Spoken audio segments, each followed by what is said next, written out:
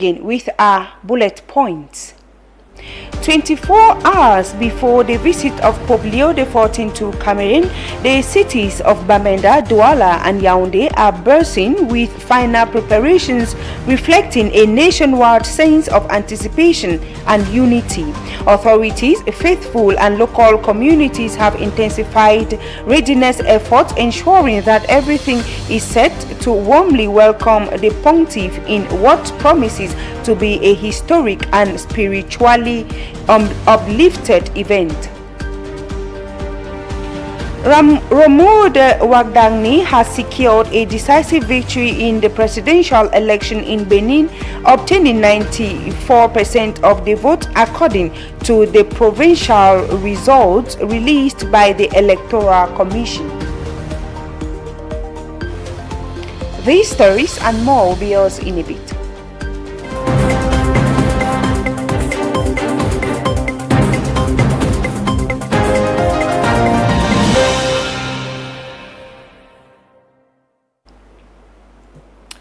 We begin the news in the northwest region of the country, where on the eve of Pope Leo XIV visit to Bamenda, the presidential plan for reconstruction donated 25 tricycles to the city council to support sanitation efforts and keep the municipality clean. The handover ceremony at the Commercial Avenue Grandstand was attended by regional authorities, including the Governor Adolphe Lele Lafrique. Our staffman Bertrand Tita is on special assignment to Bamenda.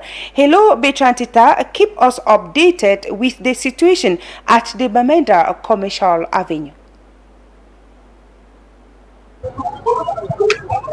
Good evening, Geraldine Nasser. Good evening, televiewers. It's a pleasure welcoming you to Bamenda, chief town of the Northwest region, precisely at the Commercial Avenue Grandstand, where we just witnessed the handing over of 25 tricycles to Bamenda City Council by the presidential plan for reconstruction. And this 25 tricycle is coming at the heels of the visit of Pope Leo XIV. The historic visit was expected to be in Bamenda in less than 48 hours. The event here at the Commercial Avenue Grandstand was presided over by the regional delegate of Limpak, and of course in the presence of the governor of the Northwest region, Adolphe Lele Lafrique. It was a joyous event here. The atmosphere was electric, and of course it's coming to restore Bamenda back to its past glory, where they expect that the tricycles donated today will help to clean the town, to keep it neat at every instant. And like I mentioned earlier, it is coming at the heels of the visit of Pope Leo XIV, in which Bamenda City has transformed drastically.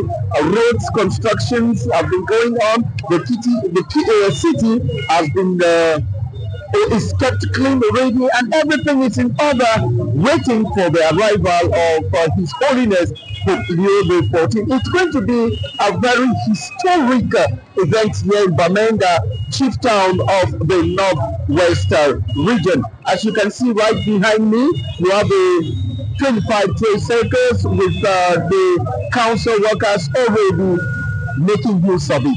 For Cambridge Television on special mission to Bamenda on the occasion of the visit of the Pope, I am Bertrand Tita. Back to you in the studio. Thank you for that fresh update, Bertrand Tita. We remain in Bamenda, where it is in final preparations as it counts down to the historic visit of the Holy Father on Thursday, April 16, 2026, in a high-stakes assessment. Toward this Tuesday, April 14, 2026, the Minister of Tourism and Leisure, Gabriel Mbairobe, visited key sites in the city to ensure all logistics are in place for the papal visit. Promise Akante. The minister's inspection signaled government's commitment to delivering a smooth and memorable welcome to the Pope. The minister arrived to Bamenda this Tuesday, April 14th, for a strategic inspection visit ahead of the Pope's arrival, slated for Thursday, April 16th. He was warmly received at Upstation Bamenda by a delegation of administrative authorities led by the governor of the Northwest region, alongside municipal officials headed by the city mayor. The brief reception set the tone for a day focused on readiness and coordination. From Upstation Bamenda, the ministerial convoy proceeded to the Bamenda airport, where officials presented the newly renovated facility. With upgraded terminals and improved security and reception areas, the airport now stands ready to welcome the Holy Father and his entourage. Minister Gabriel Mbairobe expressed visible satisfaction with the quality and speed of work executed, commending the team for meeting the tight deadline. I took this opportunity to visit the construction of the building of the regional delegation from Inader in Bamenda, and I went to visit the tourist stand in the airport of Bamenda. I think that I'm very satisfied. The inspection tour continued to Abakwa Hotel, one of the city's major hospitality centers currently undergoing extensive renovation. Touring the ongoing works, the minister noted the significant progress made and expressed deep satisfaction with the standards so far. The hotel is expected to host several high-profile guests during the papal visit. We had some problem to host people in this hotel because there are many new hotels in the town, and we launched a rehabilitation program. We began last year with the roof and the nightclub, and we'll continue this year with the rehabilitation of some suites, some rooms, equipment, and we have to solve the problem of electricity and water. Across Bamenda, the mood is one of anticipation and pride. The population has been fully mobilized, with communities, church groups and local authorities working hand in hand to prepare for what many are calling a once-in-a-generation event. Minister Mbairobe's visit concludes with a clear message. Bamenda is ready. As the countdown to Thursday continues, all eyes now turn to the arrival of the Holy Father, Pope Leo XIV. Cameroon's Catholic community is preparing to witness another historic moment with the forthcoming visit of Pope Leo XIV to Cameroon. The anticipated event offers an opportunity to reflect on the growth of the church in the country and the spiritual impact on believers. We have Promise Akante once more in the following report.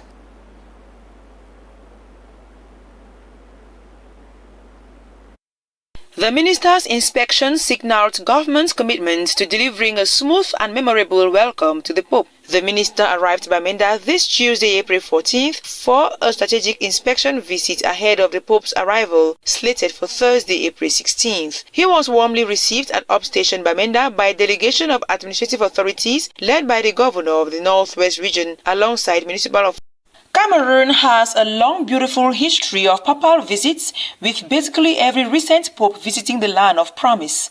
St. John Paul II and Benedict XVI are the popes who have officially visited Cameroon. St. John Paul II visited twice in 1985 and 1995, while Benedict XVI visited in March 2009. Pope Leo XIV is scheduled to visit Cameroon in April 2026, marking a fourth papal visit to the country. Pope St. John Paul II made his first pastoral visit to Cameroon from August 10 to 14, 1985, during his 27th apostolic voyage to Africa. He visited Yaoundé, Garoua, Douala and Bamenda, focusing on strengthening faith, supporting families and promoting interreligious dialogue. This historic trip marks a significant milestone for the Catholic Church in Cameroon. The Pope arrived in Yaoundé on August 10, 1985, where he was welcomed by President Paul Biya and highlighted Cameroon as an island of peace. He celebrated Mass in multiple locations occasions, including priestly ordinations in Yaoundé and a mass for families in Bamenda. During his stay, the Pope met with representatives of the Islamic community, leaders of other Christian churches, and Catholic students. The visit was focused on strengthening the local church and encouraging the evangelization process. Pope John Paul II later returned to Cameroon for a second visit in September 1995 to sign the Apostolic Exhortation Ecclesia in Africa in Yaoundé. Pope Benedict XVI, during his visit to Africa from March 17 to 23, made a stop in Cameroon. The Sovereign Pontiff spoke on coming to strengthen his brothers in Africa, the urgent need to proclaim the gospel to everyone while encouraging bishops to maintain close communion with one another and to see to the formation of candidates for the priesthood. During his stay, Pope Benedict XVI spoke on fatherhood, evoking the example of Saint Joseph who, though not the biological father of Christ, suffered persecution, exile and poverty for the sake of his son. On Thursday, March 19, 2009, the Holy Father met with representatives of the Muslim community in Cameroon at the Apostolic Nunciature of Yaoundé. The Pope expressed his conviction that it is an urgent task of religion today to unveil the vast potential of human reason. Pope Leo XIV's scheduled pastoral visit from April 15 to 18, 2026 is therefore the fourth papal visit to Cameroon. These events often coincide with challenging national periods aiming to offer spiritual encouragement and promote peace and dialogue. Cameroon's sociopolitical climate and the cry for peace is therefore expected to occupy center stage during this first ever visit by the first ever American Pope. His first words were the words of Christ after the resurrection. Peace be with you. And looking at the world today with a lot of wars, conflicts all over the place, we think that his pontificate will be marked by search for peace and wishing that people can live together in harmony. The confirmation from the Vatican and the letter from the civil cabinet of the Presidency of the Republic of Cameroon has sparked reactions from every strata of the society, especially the clergy who count on the Pope's unique qualities for a positive impact. A very humble man, full of wisdom, and he has the gift of listening, and it is our hope. We pray that he continues to carry the work of Peter ahead, and that his pontificate can make us truly see ourselves as one holy Catholic and Apostolic Church. The nation, Cameroon, therefore awaits the successor of St. Peter shortly after celebrating Easter. The visit of Pope Leo XIV to Cameroon carries significant stakes that goes extend beyond religion, touching on national cohesion, moral guidance, and the country's image on the global stage. The historic visit is widely viewed as a strategic moment to inspire responsible leadership, strengthen social harmony, and encourage collective progress among communities. Let's get details in the following report. Is already generating excitement and reflection among believers and observers alike. Beyond the ceremonial welcome and large gatherings of the faithful, such a visit carries significant meaning for the church and the nation. It is often seen as a moment of spiritual renewal, national unity, and renewed attention to the moral and social challenges facing society. Many citizens view the occasion as a rare opportunity to witness history and strengthen their faith. One of the major stakes of the visit of Pope Leo XIV lies in strengthening the Catholic faith and encouraging peace, dialogue, and solidarity within communities. The Pope's message is expected to address key issues such as social cohesion, youth empowerment, education, and the role of the Church in promoting justice and development. For church leaders and public authorities, the visit also represents an opportunity to showcase Cameroon's hospitality, religious diversity, and commitment to stability. It is also a chance for the nation to highlight its cultural richness and spirit of unity to the world. The Pope's visit goes far beyond a religious ceremony. It is a moment that can inspire hope, unity, and positive actions across the country. As preparations continue, many Cameroonians look forward to a message that will uplift spirits and encourage collective responsibility for a better future. Ultimately, the success of the visit will depend on how its message is embraced and translated into concrete actions within communities.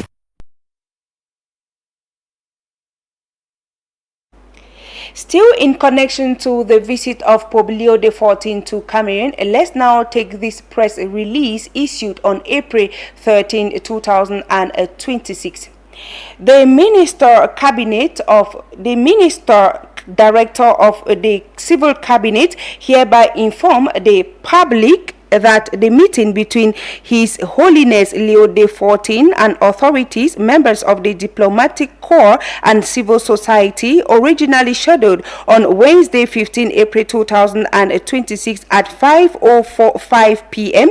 at the conference center has been moved to the Unity Palace, same date and time. In this regard, the latest arrival time for guests at the Unity Palace is set at 3:30 p.m. It is worth noting that invitations issued for the conference center remained valid for entry to the Unity Palace. The Minister Director of the Civil Cabinet signed Samuel Vondo Ayulu. We now talk something else at the National Assembly, where the Speaker of the National Assembly has received in audience the Vice President of the Economic, Social and Cultural Council of the African Union, the Right Honorable Theodore Ndato and Mahamat Harun Hadum discussed climate and food security challenges in the continent. We have Promised Akante and Madoshe Kwiati in the following report. Cameroon's National Assembly and the Economic, Social and Cultural Council of the African Union, together with the Pan-African Network for the Fight Against Food Insecurity and Environmental Degradation, have pledged to prioritize vulnerable regions facing multifaceted crises, particularly along the Sahel and Lake Chad Basin, when addressing the connection between environmental decay and instability. This was during an audience granted by the House Speaker to the Vice President of the Economic, Social and Cultural Council of the African Union and President of the Pan-African Network for the Fight Against Food Insecurity and Environmental Decay, Mr. Mahamat Harun Hadum, on Monday, April 13. The Right Honorable Theodore Ndato and Mr. Mahamat Harun Hadum discussed the National Assembly's support to enhance food security, environmental conservation, and strategic policy advocacy. The Vice President of the Economic, Social and Cultural Council of the African Union, while announcing the network's intention to construct its permanent secretariat in Yaoundé, Cameroon, also formally conveyed warm messages of congratulations addressed to the House Speaker following his brilliant election at the helm of Cameroon's National Assembly. The visit accentuates the National Assembly's active engagement in continental efforts to address climate and food security challenges.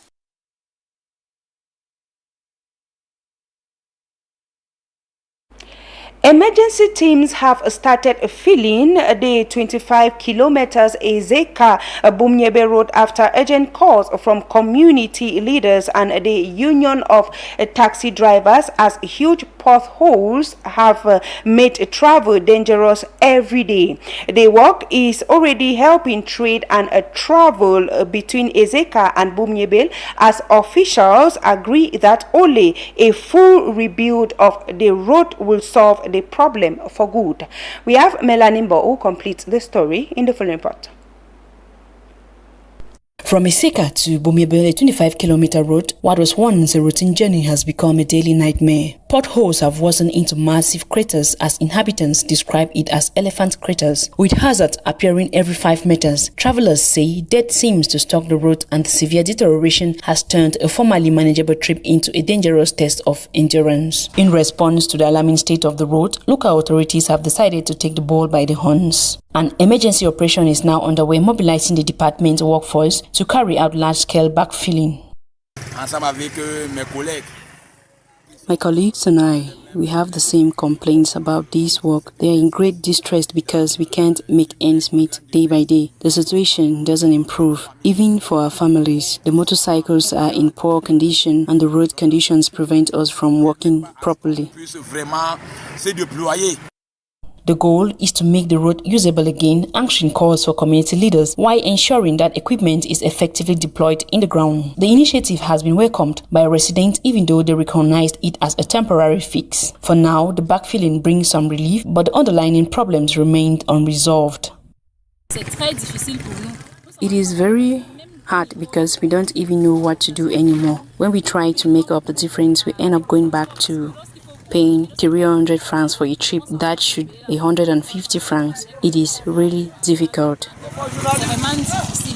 While active forces patching up the wounds of these vital roads, the urgent need for permanent rehabilitation continues to worry the entire department. Residents fear that without a structural solution, the road will quickly revert to its previous deadly state, undermining any short-term gains. In the meantime, the ongoing backfilling is already breathing new life into trade and travel between areas. Markets are seeing renewed movement and essential trips are once again possible. But for the department, the ultimate goal remains a lasting fix, one that will finally end these 25-kilometer nightmare for good.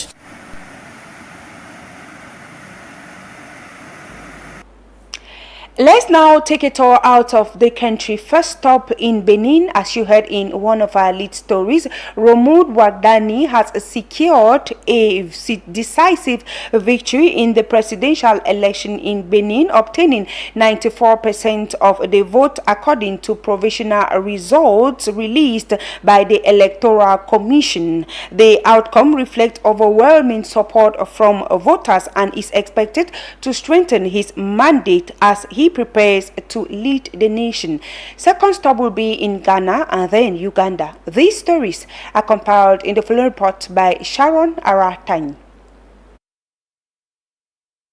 Wardani's main challenger, Hogbe, concealed defeat even before the final count was complete, offering his Republican congratulations and calling for unity beyond political divides. Low turnout, calm vote, despite the landslide, turnout was uneven, particularly in urban areas where participation ranged between 20 and 40% in some polling stations. Overall turnout stood at 58.75%, with observers praising a general peaceful and well-organized vote. Continuity and challenges. Backed by outgoing President Patrice Talon, Wardani's victory signals continuity after a decade of economic growth and infrastructure. However, major challenges remain, including high poverty levels and widening wealth gap, as well as rising jihadist violence in the country's north.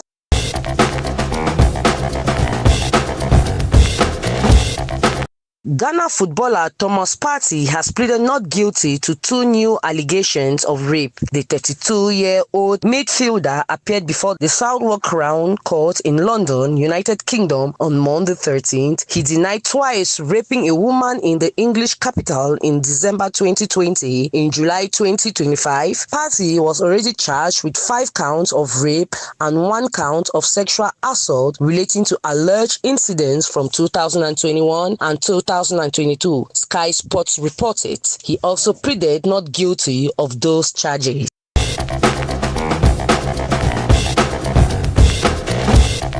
A case that has shook Uganda is now taking center stage in court. In Kampala, the trial of Christopher Ogello Onyum has officially begun. He stands accused of killing 4 young children in a crime that has gripped the nation. Despite prosecutors saying he previously admitted to the killings, Onyum has pleaded not guilty. Onyum is accused of fatally stabbing the children at a kindergarten. He was arrested on April 2 while allegedly trying to flee the scene and has denied all 4 counts of murder. Public reaction has been strong, with some Ugandans expressing frustration over the pace of the judicial process. A university student said the case should drag on, reflecting concerns about delays in the legal system.